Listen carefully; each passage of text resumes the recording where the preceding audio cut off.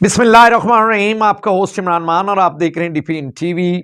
और सबसे पहले तो आज हम बात करेंगे पूरे आलम इस्लाम और मुसलमानों के सर जो फ़ख्र से बुलंद एक बेटी, एक बहन ने जो मुस्कान नामी जो कर्नाटक है, भारत का शहर, वहाँ से थी और उन्होंने जिस तरह अपनी यूनिवर्सिटी में वो आईं और उन्होंने फिर अल्लाह अकबर के नारे लगाए और जिस तरह उनको जो इंतहा पसंद हिंदू हैं उन्होंने घेरा हुआ था और जिस तरह वो कहते थे कि हिजाब और ये बुर्खा नहीं चलेगा, तो मैं कहता हूँ कि उस बेटी ने यकीन करें कि पूरे मुसलमानों के सर जो हैं वो फ़ख्र से बुलंद कर दिए हैं। आप देखें कि उसने इस भीड़ में, और उसको ये तसव्वुर नहीं था कि शायद मुझे मार दें या जो मर्ज़ी कर लें, लेकिन उसने जब अल्लाह अकबर के नारे, और वो अपने इंटरव्यू में भी ये बता रही है कि मुझे इस तरह की पावर महसूस हुई कि मुझे किसी चीज़ का खौफ ही नहीं रहा जब अल्लाह अकबर अल्लाह अकबर। तो ये है मुसलमानों का ईमान और ये है पुख्ता ईमान की निशानी। और मैं कैसे हिजाब को भूल जाऊं, जनाब फातिमा ज़हरा के उस हिजाब को और हज़रत ज़ैनब की वो चादर को, और वो है। और मैं कहता हूं कि उसने ट्रू मुस्लिम होने का सबूत दिया है। और हमारे यहाँ पे कुछ इस तरह की वो बेगैरत किस्म की जो जाके यूके में और दुश्मनों की गोदों में बैठकर पाकिस्तान के लिए बातें करती हैं और अपने आप को वो स्टार्स बनाए फिरती हैं, मैं उन पर लानत भेजता हूँ। ट्रू मुस्लिम और सच्ची जो बेटियां हैं वो मुस्कान जैसी होती हैं, जिन्होंने पूरी दुनिया को बताया है कि मुसलमानों का अकीदा ये है और हिजाब, चादर और पर्दे का क्या इज्जत है और क्या मर्तबा है।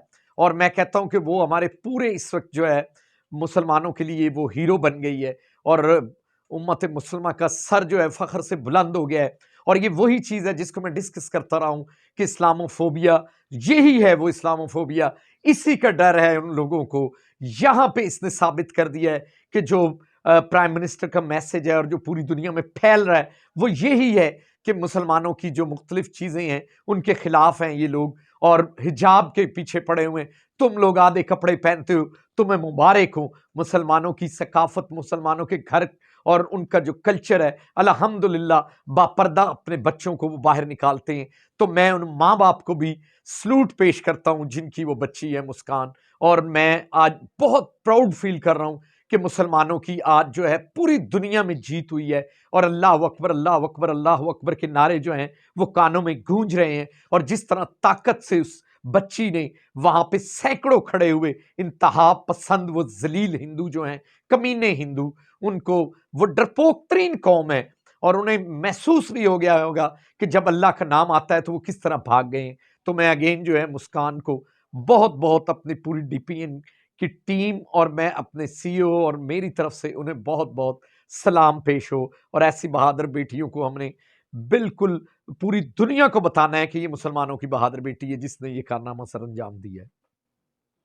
इसके बाद मैं आ जाता हूं कि जो फैसल वावड़ा साहब की दोहरी शरीयत और उनके जो उन्होंने अपने गोशवारों में और जाहिर नहीं किया था और उन्हें नाअहल करार दे दिया गया है। और फिर इलेक्शन कमीशन ने कहा है कि जितनी उनकी माली मराहत उन्होंने ली हैं इतने अरसे में वो भी वापस करें। और फैसल वावड़ा साहब जिस वक्त काफ़ी परेशानी के आलम में हैं और वो सुप्रीम कोर्ट से रजू कर रहे हैं और देखते हैं कि अगला पस मंज़र क्या बनता है और फैसल वावड़ा के लिए क्या खबर आती है।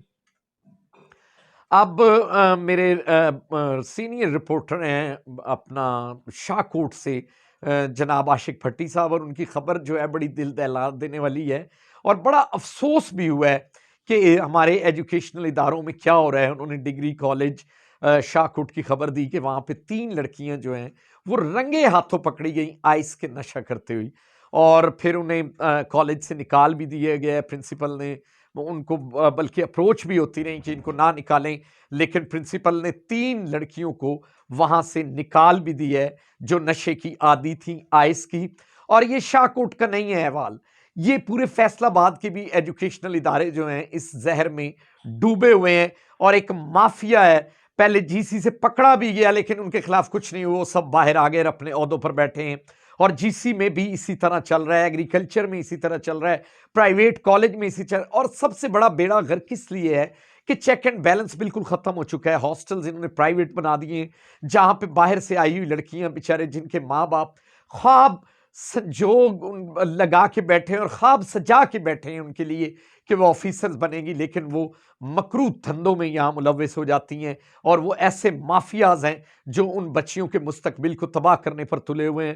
میں خدارہ جو پیرنٹس ایسے ہیں جن کی بچیاں ہاسٹلز میں بھی ہیں ان سے پہ کہوں گا کہ وہ اپنی پوری توجہ کریں اور دیکھیں، اور ڈے اسکالرز جو لڑکیاں گھر سے ڈیلی آتی ہیں ان کے بھی پیرنٹس توجہ کریں اور اپنی بچیوں کو دیکھیں کہ وہ کن معاملات میں ہیں. اور ایک سٹیٹس سمبل کا بڑا چکر پڑا ہوا ہے کہ فلاں نے اگر موبائل 12 پرو لے لیا تو میں 13 لوں گی، اگر فلاں نے ڈریس فلاں پہن لیا تو میں فلاں لوں گی، اگر فلاں برانڈ کی اس نے گھڑی پہنی ہے تو میں. ان چکروں میں اپنی بیچاری وہ کس طرح سے اپنی لڑکیاں جو ہے مختلف راہوں پہ چلی گئی ہیں.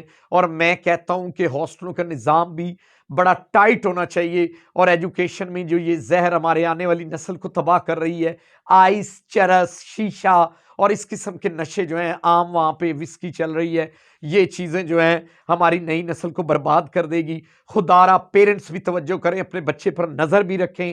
اور میں کہتا ہوں کہ جو انتظامیہ ہے اس کو چاہیے خصوصی وہ ٹیمیں بنائے اور پولیس کے بھی بندے وہاں پہ سفید پارچہ جات میں تعینات ہونے چاہیے تاکہ نظر ہو، اور منشیات فروشوں کے خلاف گھیرا تنگ کر کے ان کو قراروا کی سزا دینی چاہیے. اور آخر میں دوبارہ جس طرح میرا ایک پیغام ہوتا ہے کہ اس ملک میں اللہ پاک جو ہے اس ملک میں امن و سکون عطا فرمائے اور اس ملک کو اپنی حفظ و امان میں رکھے اور فیصل آباد میں بھی حفظ و امان ہو اور یہ اس میں خوشحالی آئے. پاکستان زندہ باد.